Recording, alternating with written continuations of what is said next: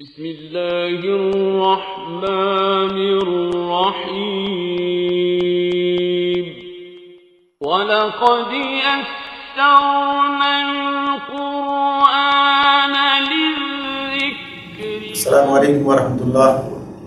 الحمدللہ وکفیٰ وسلام علی عبادہ الذین اصطفیٰ. اما بعد فاعوذ باللہ من الشیطان الرجیم. بسم اللہ الرحمن الرحیم.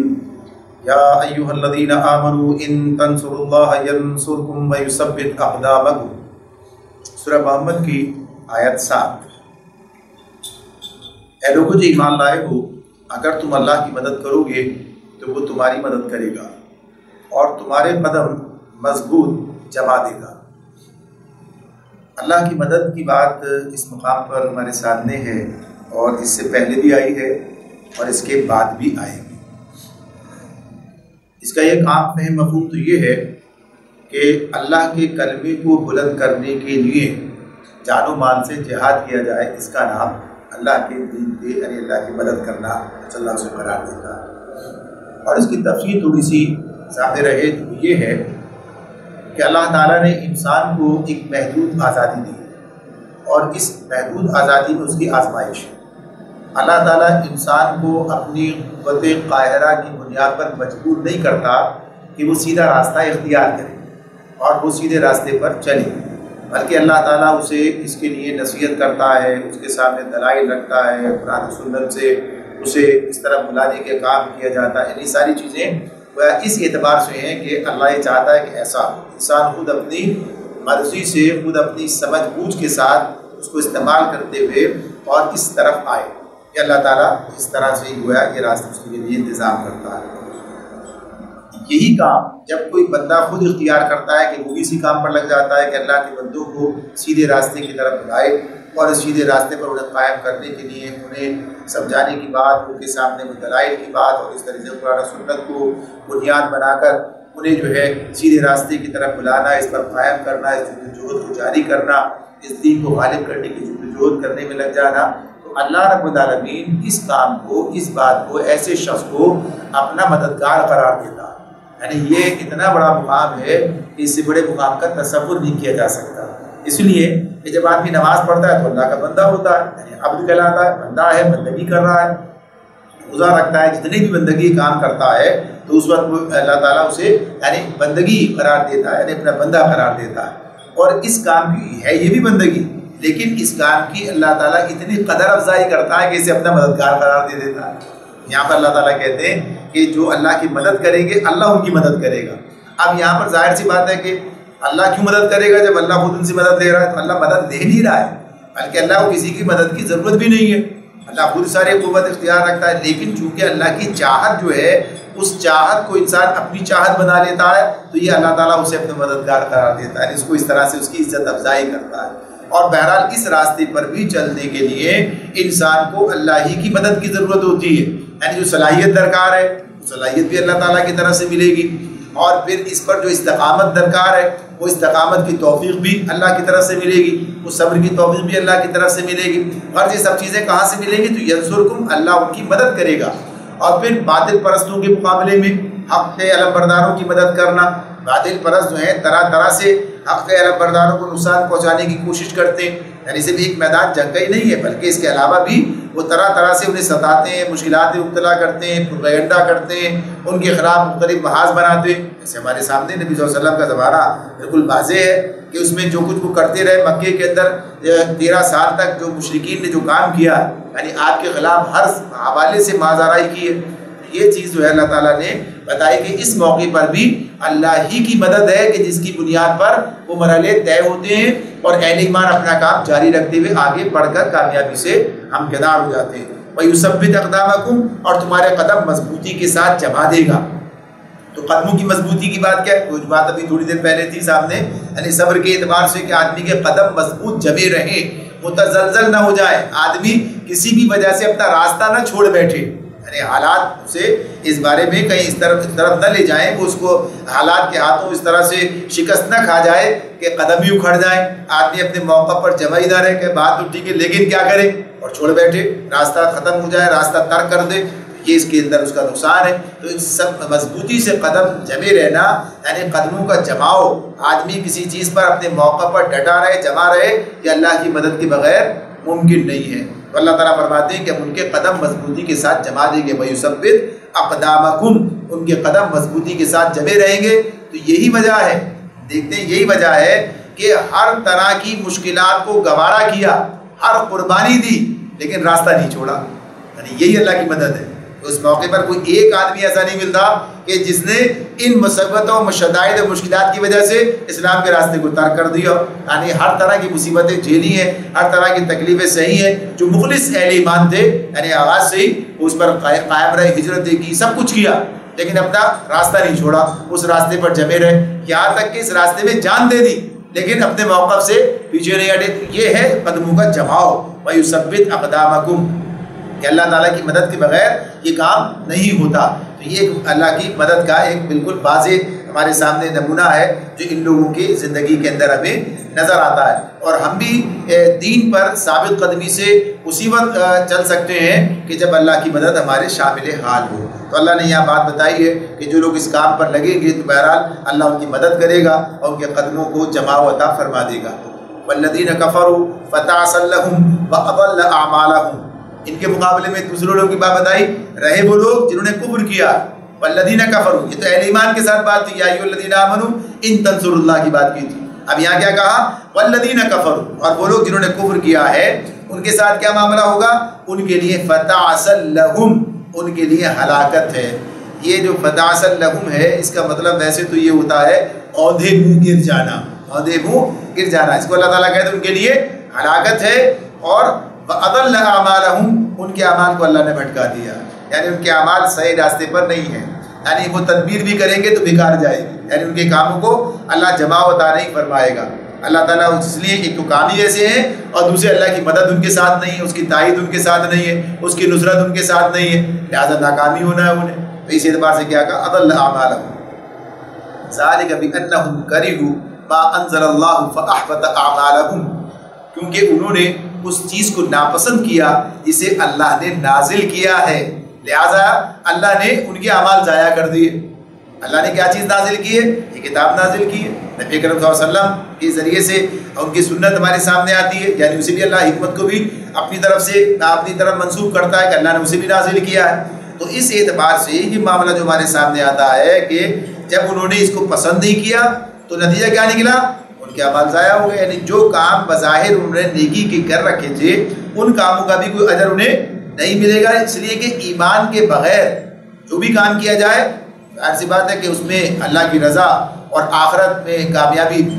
مطلوبی مقصودی نہیں ہوتی، اس لیے ضائع ہو جاتے ہیں۔ اور اس بنیادی غلطی کی وجہ سے بالآخر وہ غلط یوں ہو کر رہتے ہیں، اس میں طرح طرح کی خرابیاں اور پیدا ہو جاتی ہیں، ریاکاری پیدا ہو جاتی ہے، اس کے اندر اور خرابیاں پیدا ہو جاتی ہیں۔ تو بہرحال یہ حبط اعمال کی بات بتا دی کہ ان کے اعمال ضائع ہو گئے، ان کے اعمال اس بنیاد پر کہ وہ اس کتاب پر ایمان نہیں لائے تھے۔ افلم یسیروا فی الارض فینظروا کیف کان عاقبۃ الذین من قبلہم دمر اللہ علیہم وللکافرین امثالها، فرمایا کیا وہ زمین میں چلے پھرے نہ تھے کہ ان لوگوں کا انجام دیکھتے جو ان سے پہلے گزر چکے ہیں،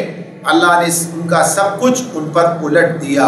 اور ایسے ہی نتائج ان کافروں کے لیے بھی مقدر ہیں۔ یعنی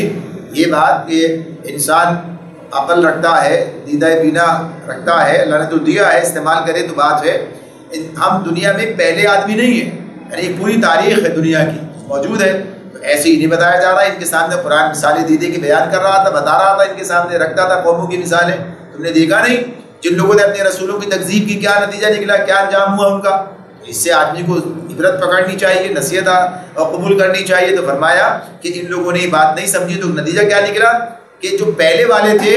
انہوں نے جو کچھ بھی کیا سب ضائع گیا، سب کچھ ان پر الٹ دیا، ان کی تدبیر ان کے کام نہیں آئی، ان کے وسائل ان کے کام نہیں آئے، ان کا اختیار اقتدار سب دھرا کا دھرا رہ گیا۔ جب اللہ کا عذاب آیا تو کوئی چیز انہیں بچا نہ سکی، بلکہ وہی سب ان کے خلاف چلا گیا۔ تو اللہ تعالیٰ فرماتے ہیں ایسے ہی نتائج ان کافروں کے لیے مقدر ہے، جو کہا وَلِلْكَافِرِينَ أَمْثَالُهَا۔ تو یہ جو بات اس کے اندر ہے یا دمر اللہ علیہم کے ساتھ اللہ نے کہا، تو اس میں یہ بات کہ ایک مطلب تو اس کا یہ ہوگا کہ جیسے جو انجام پچھلے کافروں کا ہوا وہ انجام ان کا بھی ہوگا، ایک مطلب یہ ہوگا۔ دوسرا مطلب اس کا یہ بھی بنتا ہے کہ دنیا میں آنے والا عذاب کافی نہیں ہے، بلکہ اصل تو آخرت میں پھر یہ ان کا انجام وہاں بھی برا سامنے آنے والا ہے۔ تو اس اعتبار سے یہ بات کہ یہ ان کے لیے مقدر ہے کہ آخرت کے اندر بھی بربادی ان کا مقدر ہے۔ ذالک بأن اللہ مولا الذین آمنوا وأن الکافرین لا مولا لهم، یہ اس لیے کہ ایمان لانے والوں کا حامی و ناصر اللہ ہے اور کافروں کا حامی و ناصر کوئی نہیں۔ ذالک بأن اللہ مولا الذین آمنوا وأن الکافرین لا مولا لهم، تو یہ جو بات اس کے اندر مولا کی آ رہی ہے اور بتا دیا گیا کہ مولا کیا ہے، یعنی جو اس کا حامی و ناصر ہے، مددگار ہے، اس کے پشتیبان ہے، اس کا سرپرست ہے، اس کی حمایت کرتا ہے، جس کے بلبوتے پر وہ اپنا کام جاری رکھتے ہیں۔ کہا نا کہ اللہ مدد کرے گا، اللہ قدم مضبوطی سے جما دے گا، اللہ یہ کرے گا، اللہ وہ کرے گا، اللہ یہ دے گا، ساری باتیں اللہ کی طرف ہے۔ تو جس کے ساتھ اللہ ہے وہ کامیاب ہے، اس ساتھ اللہ نہیں وہ ناکام ہے۔ تو اس اعتبار سے بتا دیا گیا کہ اہل ایمان کے ساتھ ان کا حامی و مددگار، ان کا مولا اللہ ہے، اور کافروں کے لیے کوئی مولا نہیں ہے۔ یعنی یہ نہیں کہتے، جیسے کہا کہ قرآن مجید میں اللہ تعالیٰ یہ بات بھی کہتے ہیں کہ اللہ ولی الذین آمنوا یخرجہم من الظلمات الی النور والذین کفروا اولیاءہم الطاغوت یخرجونہم من النور الی الظلمات اولئک اصحاب النار هم فیہا خالدون۔ تو یہاں پر کیا کہا ہے کہ اللہ اہل ایمان کا ولی ہے اور انہیں اندھیروں سے نکال کر روشنی میں لے کر آتا ہے، اور کافروں کا جو ولی ہے وہ کون ہے؟ وہ شیطان ہے، شیاطین ہیں ان کے ولی۔ والذین کفروا اولیاءہم الطاغوت، اور پھر وہ انہیں روشنی سے اندھیروں کی طرف لے جاتے ہیں، اور وہ جہنم میں جانے والے، اس میں داخل ہونے والے ہیں، وہی رہیں گے۔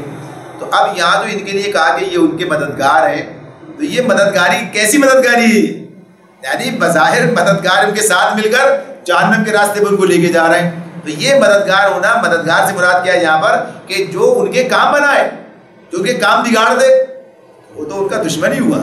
یعنی بظاہر انسان کے ساتھ لگے ہوئے لیکن اصلاً دشمن ہے، اصلاً برباد کر دینے والے۔ شیطان انسان کا دوست تو نہیں ہے، دوست بن کر سامنے آئے لیکن بالآخر کیا ہے، دشمنی کرے گا، برباد کر دے گا۔ تو اسی طرح جو شیطان صفت اس راستے پر جو بھی لے کر چلے گا، تو اس لیے ان کا کوئی مولا نہیں، ان کے کارکردگی کو، ان کے کاموں کو کامیابی سے ہمکنار کرنے والا کوئی نہیں، اس لیے کہ ان کے پاس اختیار بھی کوئی نہیں۔ ان کے پاس صرف اتنا ہی ہے کہ انہیں لے کر بربادی کے راستے پر اور تیز چلیں، یعنی انہیں ایسے اکسائیں، ان کے دلوں میں وہ باتیں ڈالیں، انہیں اس طرح سے وہ اس طرح راغب کریں، یہی کر سکتے ہیں۔ اختیار کچھ بھی نہیں ہے ان کے پاس، اختیار تو سارا اللہ کے پاس ہے۔ لہذا اللہ ہی مولا ہے جس کسی کا بھی ہے۔ کوئی کسی اور کو مولا بنا لے تو بنانے سے وہ بن نہیں سکتا، اس لیے کوئی اختیار ہی نہیں ہے، کچھ بھی نہیں ہے اس کے پاس۔ تو کافروں کا معاملہ تو اسی اعتبار سے ان کا حامی سرپرست کوئی نہیں ہے، شیطان بھی ان کے ساتھ ہے، تو وہ کیا کرتا ہے انہیں اور خرابی کے اندر اضافہ کرتا ہے اور کچھ بھی نہیں کرتا۔ یہی وہ بات ہے اسی کی طرح سے کہ جب غزوہ احد کے بعد جب نبی کرم صلی اللہ علیہ وسلم زخمی ہو کر اپنے چند صحابہ کے ساتھ گھاٹی میں تھے، یعنی جب جنگ ختم ہو گئی اور اب یہ آوازیں لگا رہا ہے ابو سفیان، اور پھر وہاں سے نکلے یہ لوگ، تو ابو سفیان نے نعرہ لگایا اور نعرہ لگا کر کہا لنا عزا ولا عزا لکم، ہمارے لیے عزا ہے، ہمارے پاس عزا ہے، تمہارے پاس عزا نہیں ہے۔ یعنی ان کا بت جو تھا عزا، سمجھتے تھے کہ ہمیں عزت دے گا، یہ ہمارے لیے مددگار ہے۔ تو اس وقت میں نبی کرم صلی اللہ علیہ وسلم نے صحابہ سے کہا کہ اسے جواب دو اللہ مولانا ولا مولا لکم، اسی آیت کی بنیاد پر، یہ آیت تو نازل ہو چکی تھی پہلے، اسی آیت کی بنیاد پر یہ کہا کہ کہو اللہ مولانا ولا مولا لکم، اللہ ہمارا مولا اور تمہارا مولا کوئی نہیں ہے۔ یعنی تم عزا کے پر جو ہے بھول رہے ہو، عزا تو کوئی چیز ہی نہیں ہے، وہ تو ایک نام تم نے رکھ لیا ہے بس، اور کچھ بھی اس کی حیثیت نہیں ہے۔ تو یہی بات ہے۔ تو جب آدمی کو یہ اعتماد حاصل ہو جاتا ہے کہ اللہ اس کے مدد پر موجود ہے، تو پھر اسے کسی سے بھی ٹکرانے اور کسی بھی راستے پہ چلنے میں کوئی ہچکچاہٹ نہیں ہوتی، پھر وہ بڑے اس کے ساتھ اپنے حوصلے اور عزم کے ساتھ جو ہے پھر آگے بڑھتا ہے۔ مفاہمت نہ سکا جبر ناروا سے مجھے، میں سر بکف ہوں لڑا دے کسی بلا سے مجھے۔ پھر آدمی اللہ کے اعتماد پر ہر باطل سے ٹکرانے کے لیے آمادہ اور تیار ہو جاتا ہے، کہ اس لیے کہ اس کی مدد پر اللہ ہے۔ تو یہی بات ہے جس میں بتائی گئی۔ فرمایا ان اللہ يدخل الذين آمنوا وعملوا الصالحات جنات تجری من تحتها الانہار والذین کفروا یتمتعون ویأکلون کما تأکل الانعام والنار مثوی لهم۔ ایمان لانے والوں اور نیک عمل کرنے والوں کو اللہ ان جنتوں میں داخل کرے گا جن کے نیچے نہریں بہتی ہیں، اور کفر کرنے والے بس دنیا کی چند روزہ زندگی کے مزے لوٹ رہے ہیں، جانوروں کی طرح کھا پی رہے ہیں، اور ان کا آخری ٹھکانہ جہنم ہے۔ یہ فرق ہے اہل ایمان اور اہل کفر میں۔ اہل ایمان اور کفر میں، اہل کفر میں جو فرق بڑا سامنے آتا ہے، جو اس میں بھی آ رہا ہے ہمارے سامنے، کہ ان کے سامنے کیا ہے؟ آخرت، اور ان کے سامنے کیا ہے؟ دنیا۔ یعنی یہ دنیا جس میں ہم سب موجود ہیں، ان کا مطمع نظر از اول تا آخر دنیا کے مزے۔ تو اس لیے کیا کہا؟ والذین کفروا یتمتعون ویأکلون کما تأکل الانعام، کہ ان کا معاملہ کیا ہے کہ کفر کرنے والے بس دنیا کی چند روزہ زندگی کے مزے لوٹ رہے ہیں، اور کما تأکل الانعام، اور جانوروں کی طرح کھا پی رہے ہیں۔ بھائی جانور کا مقصد کیا ہے؟ جانور کا مقصد اور انسان کے مقصد میں بڑا فرق ہونا چاہیے نا۔ جانور تو جانور ہے، انسان انسان ہے، انسان اشرف المخلوقات ہے۔ انسان کو اللہ نے کیا عزت دی ہے، کیا مقام دیا، اسے اپنا خلیفہ نامزد کیا ہے۔ اور جانور تو ظاہر سی بات ہے انسانوں کے لیے بنائے گئے، ایک مقصد کی تکمیل کرتے ہیں، اپنا کام جو ہے پورا کرتے ہیں۔ تو جانور کا مطمع نظر تو یہ ہے کہ جینا، کھانا، پینا، اپنی نسل بڑھانا، اس کے سوا اس کو کوئی مقصد نہیں ہے۔ یعنی اس کی اپنی ذات کے اعتبار سے وہ نہ کوئی اور چاہتا ہے نہ کچھ کرتا ہے، وہ اس کا کام یہی ہے۔ تو اگر انسان بھی اپنی زندگی کا مقصد اسی کو قرار دے لے، کھانا پینا، نسل بڑھانا، اور زندگی میں ذرا اچھی آسائش حاصل کر لینا، یعنی جتنی عقل ہے اس کو اس کام میں استعمال کر لینا، تو پھر یہ جانور کی طرح ہو کر رہ گیا۔ تو کیا کہا؟ کما تأکل الانعام، یہ جانوروں کی طرح کھا پی رہے ہیں، یعنی سوچنے سمجھنے کے لیے تیار نہیں ہے۔ اور جو انسان ہونے کے ناطے سے جو ان کو اپنے سامنے اصل مقصد رکھنا چاہیے کہ جس کے لیے اللہ نے دنیا میں بھیجا ہے، جس کام کے لیے بھیجا ہے، صرف کھانے پینے کے لیے بھیجا ہے، صرف اس آدمی کو دنیا میں آسائش اور سہولتیں اور عیاشیاں کرنے کے لیے، ایسا تو نہیں ہے۔ ایک بڑا مقصد دے کے بھیجا ہے، حق کا علمبردار بنا کر بھیجا ہے، اور وہ حق کی خاطر قربانیاں دیتا ہے، سارے کام کرتا ہے، اور اسی میں اس کے لیے تسکین ہے، اسی میں اس کے لیے بلندی ہے، اسی میں اس کے لیے کیا کہ یہ عروج ہے کہ اپنے مقصد زندگی کو پورا کرتا ہے۔ جو آدمی یہ سمجھتا ہی نہیں ہے تو جانوروں ہی کی طرح ہے۔ تو اللہ تعالیٰ یہ بات کہتے ہیں کہ یہ نہیں سوچتے کہاں سے آیا، کدھر سے آیا، جیسے جانور نہیں سوچتا، ایسے یہ بھی نہیں سوچتے کہ یہ رزق اللہ نے دیا ہے تو کیوں دیا ہے، اللہ تعالیٰ اور بھی کوئی مجھ سے اللہ نے کوئی ذمہ داری بھی میری لگائی ہے کہ نہیں لگائی ہے، یا بس ایسے ہی کھانے پینے کے لیے پیدا کیا اور واپس جانا ہے۔ تو کیا کہا؟ ایسے لوگ جو کفروا یتمتعون، والذین کفروا، جن لوگوں نے کفر کیا، یتمتعون ویأکلون کما تأکل الانعام، کہ بس دنیا کی چند روزہ زندگی کے مزے لوٹ رہے ہیں، جانوروں کی طرح کھا پی رہے ہیں، والنار مثوی لہم، ان کا آخری ٹھکانہ جہنم ہے۔ آخری ٹھکانہ جہنم ہے۔ کیوں؟ ظاہر سی بات ہے کہ اس راستے پہ چلے ہو جہنم کا تھا تو جہنم ہی ملے گا۔ جنت کے لیے کچھ کیا ہی نہیں،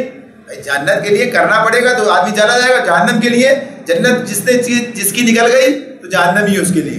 لیے کوئی دوسری چیز نہیں ہے۔ وَكَأَيٍّ مِّن قَرْيَةٍ هِيَ أَشَدُّ قُوَّةً مِّن قَرْيَتِكَ الَّتِي أَخْرَجَتْكَ أَهْلَكْنَاهُمْ فَلَا نَاصِرَ لَهُمْ، اے نبی کتنی بستیاں ایسی گزر چکی ہیں جو تمہاری اس بستی سے بہت زیادہ زور آور تھی جس نے تمہیں نکال دیا ہے۔ اے نبی کتنی بستیاں ایسی گزر چکی ہیں جو تمہاری اس بستی سے بہت زیادہ زور آور تھی جس نے تمہیں نکال دیا ہے، انہیں ہم نے اس طرح ہلاک کر دیا کہ کوئی ان کا بچانے والا نہ تھا۔ فلا ناصر لہم، اہلکناہم فلا ناصر لہم۔ یہ آیت جب نازل ہوئی ہے، یعنی اس کے انداز سے پتہ یہ چلتا ہے کہ یہ جب نبی اکرم صلی اللہ علیہ وسلم کو مکہ چھوڑ کر نکلنا پڑا، ہجرت کیا آپ نے، تو ظاہر سی بات ہے کہ یہ کام جو آپ نے مکے کو چھوڑا ہے تو اپنے شوق سے تو نہیں چھوڑا ہے، بلکہ مکے والوں نے مجبور کر دیا، یعنی حالات اس نہج تک پہنچ گئے کہ بالآخر مکہ چھوڑ کر مدینے جانا پڑا۔ تو نبی اکرم صلی اللہ علیہ وسلم کے والد سے یہ بات آتی ہے صاحب نے کہ آپ جب مکے سے نکل رہے تھے تو آپ نے اس کی طرف رخ کر کے یہ بات ارشاد فرمائی کہ اے مکہ، تو دنیا کے تمام شہروں میں اللہ کو سب سے زیادہ محبوب ہے، اور اللہ کے تمام شہروں میں مجھے سب سے زیادہ بڑھ کر تجھ سے محبت ہے۔ اگر مشرکوں نے مجھے یہاں سے نہ نکالا ہوتا تو میں تجھے چھوڑ کر کبھی نہ نکلتا۔ یعنی یہ بات آپ نے گویا کہ اس شہر کو مخاطب کر کے کہی ہے۔ تو اللہ تعالیٰ یہ بات ارشاد فرما رہے ہیں کہ یہ سمجھ رہے ہیں شاید یہ نکال کر بڑے کامیاب ہو گئے، ابھی پتہ چلا جاتا ہے نتیجہ کیا نکلتا ہے، نتیجہ کیا نکلتا ہے۔ سورہ انفال کے اندر بھی بات سامنے آ چکی ہے کہ اللہ نے کہا جب تک تم وہاں موجود تھے، جب تک تو معاملہ تھا ٹھیک، یعنی ہم عذاب ٹلا ہوا تھا، اب تو ان پر عذاب آ کر رہے گا۔ بدر میں آ گیا ان کے اوپر، یعنی بڑے بڑے سردار مارے گئے اور بدر کے کنویں میں اوندے پڑے تھے، یعنی ان کی لاشیں وہاں پڑی تھی۔ تو یہ صورتحال جو ہے، تو اللہ تعالیٰ یہ بات ارشاد فرماتے ہیں کہ یہ لوگ سمجھ رہے ہوتے ہیں کہ بڑا کام کیا، لیکن ہم نے پہلی بستیوں کو جنہوں نے اپنے رسولوں کو نکال دیا ان کو اللہ تعالیٰ نے عذاب سے دوچار کر دیا۔ یہاں معاملہ یہ ہوا ہے یعنی عذاب کے اور نبی صلی اللہ علیہ وسلم کے زمانے اور دیگر اس میں فرق یہ سامنے آتا ہے کہ رسول جب وہاں سے نکلے تو یعنی عذاب آنے کی صورت میں نکلے، عذاب اسی وقت آ گیا ہے، یعنی ان کی تعداد وہ نہیں تھی، ان کے ساتھیوں کی تعداد یعنی اتنی نہیں تھی کہ اللہ ان کے ہاتھوں سے انہیں سزا دلواتا۔ یہاں اللہ تعالیٰ نے اہل ایمان کے ہاتھوں سے اہل کفر کو سزا دلوائی ہے، یعنی یہ عذاب اہل ایمان کے ذریعے سے ان کے پر مسلط ہوا ہے، یعنی بدر کے میدان میں اللہ نے جیسی ہزیمت اہل ایمان کے ہاتھوں ان پر مسلط کی ہے وہ سامنے، تو یہ سمجھ رہے تھے کہ شاید جو ہے ہم بچ جائیں گے، تو اللہ تعالیٰ فرماتے ہیں پہلے والے بھی ہلاک ہوئے، یہ بھی ہلاک ہوں گے۔ افمن کان علی بینۃ من ربہ کمن زین لہ سوء عملہ واتبعوا اہواءہم، بھلا کہیں ایسا ہو سکتا ہے کہ جو اپنے رب کی طرف سے ایک صاف اور صریح ہدایت پر ہو وہ ان لوگوں کی طرح ہو جائے جن کے لیے ان کا برا عمل خوشنما بنا دیا گیا ہے اور وہ اپنی خواہشات کے پیروکار بن گئے ہیں، اپنے خواہشات کے پیرو بن گئے ہیں، اس کے پیچھے ہی چلنے والے بنے ہیں۔ یہ بات اس میں اللہ تعالیٰ بتا رہے ہیں کہ دونوں کردار، بار بار یہ بات بھی آتی ہے سامنے کہ دیکھ لو یہ اہل ایمان ہے، یہ اہل کفر ہے، دیکھا جا سکتا ہے دونوں کے طرز عمل سے، دونوں کے طرز زندگی سے، دونوں کی شخصیت سے، ان کے کردار سے چیزیں نمایاں ہو کر سامنے آتی ہیں، کون صحیح راستے پر ہے، کون غلط راستے پر ہے۔ تو اللہ تعالیٰ فرما رہے ہیں کہ ایک آدمی تو وہ ہے جو صاف و صریح ہدایت پر ہے، اور دوسرا کون سا ہے کہ جس کا برا عمل اس کے لیے خوشنما بنا دیا گیا، یعنی یہ انسان کے لیے انتہائی خرابی کی بات ہے۔ ایک تو آدمی برائی کرتا ہے، برائی کو برائی سمجھ کے کرتا ہے، تو عین ممکن ہے کبھی نہ کبھی چھوڑ دے گا اسے، یعنی برائی کو برائی سمجھ کے کر رہا ہے، تو بہرحال برا سمجھتے ہوئے ہے تو کچھ نہ کچھ معاملہ اس کے لیے خیر کا امید کی جا سکتی ہے، لیکن جو برائی کو گویا کہیے کہ نیکی سمجھ کے کر رہا ہو، خوشنما بنا دی گئی ہو اس کے لیے وہ گویا کہیے کہ زیادہ پسندیدہ بنا دی گئی ہو، اس کے نکلنے کا کیا امکان ہے؟ یعنی جب وہ اسی کے اندر اسی کے ہمرنگ ہو گیا تو بات ختم ہو گئی۔ تو یہ ان کا معاملہ اسی طرح کا، تو اللہ تعالیٰ فرماتے ہیں کہ دونوں میں بڑا فرق ہے، دونوں ایک طرح سے نہیں ہو سکتے، اور پھر نتیجہ کیا ہے کہ یہ اس کے نتیجے میں برا عمل خوشنما بنا دیا گیا، تو یہ اپنی خواہشات کے پیروں بن گئے، بس اپنی خواہشات کے پیچھے چل رہے ہیں۔ ایک تو وہ جو اللہ نے نور بصیرت عطا کیا اس کی روشنی میں راستہ دیکھ کے اس پر چلتے ہیں، اور دوسرے جو اپنی خواہشات کی بنیاد پر بس آگے بڑھتے چلے جا رہے ہیں، ان کے پاس کوئی روشنی نہیں ہے۔ مثل الجنة التي وعد المتقون فيها أنهار من ماء غير آسن وأنهار من لبن لم يتغير طعمه وأنهار من خمرة لذة للشاربين وأنهار من عسل مصفى ولهم فيها من كل الثمرات ومغفرة من ربهم كمن هو خالد في النار وسقوا ماء حميما فقطع أمعاءهم۔ اللہ تعالیٰ ارشاد فرماتے ہیں پھر انہی لوگوں کے لیے، یعنی جنہوں نے صحیح راستہ اختیار کیا، فرمایا پرہیزگاروں کے لیے جس جنت کا وعدہ کیا گیا ہے اس کی شان تو یہ ہے، یعنی جنت کی شان اللہ تعالیٰ بیان فرما رہے ہیں، جنت کی اس کی شان تو یہ ہے کہ اس میں نہریں بہہ رہی ہیں، اس میں نہریں بہہ رہی ہوں گی، نتھرے ہوئے پانی کی نہریں بہہ رہی ہوں گی، ایسے دودھ کی جس کے مزے میں ذرا فرق نہ آیا ہوگا، نہریں بہہ رہی ہوں گی، ایسی شراب کی جو پینے والوں کے لیے لذیذ ہوگی، نہریں بہہ رہی ہوں گی، صاف و شفاف شہد کی، اس میں ان لوگوں کے لیے ہر طرح کے پھل ہوں گے اور ان کے رب کی طرف سے بخشش۔ کیا وہ شخص جس کے حصے میں جنت آنے والی ہے ان لوگوں کی طرح ہو سکتا ہے جو جہنم میں ہمیشہ رہیں گے اور جنہیں ایسا گرم پانی پلایا جائے گا جو ان کی آنتیں تک کاٹ دے گا؟ تو یہ جنت اور جہنم کے نقشے بار بار ہمارے سامنے رکھے جاتے ہیں اور بتایا جاتا ہے کہ بہرحال دونوں کے راستے الگ ہیں، دونوں کے مسافر الگ ہیں، دونوں کی خصوصیات الگ ہیں، دونوں کی کوششیں محنتیں الگ راستوں میں صرف ہوتی ہیں۔ تو یہ بات یہاں پر اللہ تعالیٰ بتا رہے ہیں۔ تو پہلی بات تو یہ جنت کی رکھی ہے کہ جنت کی نعمتیں، یہاں پر بھی یہ سب چیزیں کس نے بنائی، یعنی دودھ کس کے، اللہ تعالیٰ نے جو بتایا اپنی قدرت اور احسان کے حوالے سے یہ بات بتائی ہے کہ اللہ نے جانوروں کو پیدا کیا اور گوشت اور خون کے درمیان سے، یعنی گوبر اور خون کے درمیان سے ایک چیز تمہیں پلاتے ہیں، گوبر اور خون یعنی جو بنتا ہے غذا کھاتے ہیں اس سے جو چیزیں بنتی ہیں درمیان سے اللہ ایک چیز پلاتے ہیں جسے دودھ کے بنے، کہا کہ یہ اللہ تعالیٰ اس کے اندر پیدا فرما دیتے ہیں۔ اس طرح مکھی کے اندر سے شہد نکلتا ہے، یہ چیزیں ہمارے سامنے آتی ہیں۔ تو یہ پیدا اللہ نے کی ہے، اللہ نے اس کے لیے یہ قاعدہ بنا رکھا ہے کہ وہ جانور کے بدن سے نکل کر، اس کے تھن سے نکل کر ہم تک پہنچ رہا ہے، مکھی کے اندر سے نکل کر شہد ہم تک پہنچ رہا ہے، یا شراب کے لیے پھر وہ قاعدہ قانون بنا دیا، اس طرح بنائی جاتی ہے۔ تو یہاں کا جو معاملہ ہے کہ اس میں اللہ رب العالمین جب اس جنت کے اندر اس قاعدے کو خود سے بدل دے گا، یعنی نہروں کی صورت میں بہا دے گا، یعنی وہ وہاں سے نکل کر نہیں آئے، جانوروں سے نکل کر جو ہے پھر تنوں سے نکال کر اور پھر نہروں کے اندر ڈالا جا رہا ہے، بلکہ اللہ تعالیٰ اس کی نہریں بنا دے گا، یعنی یہ دودھ چشموں کی شکل میں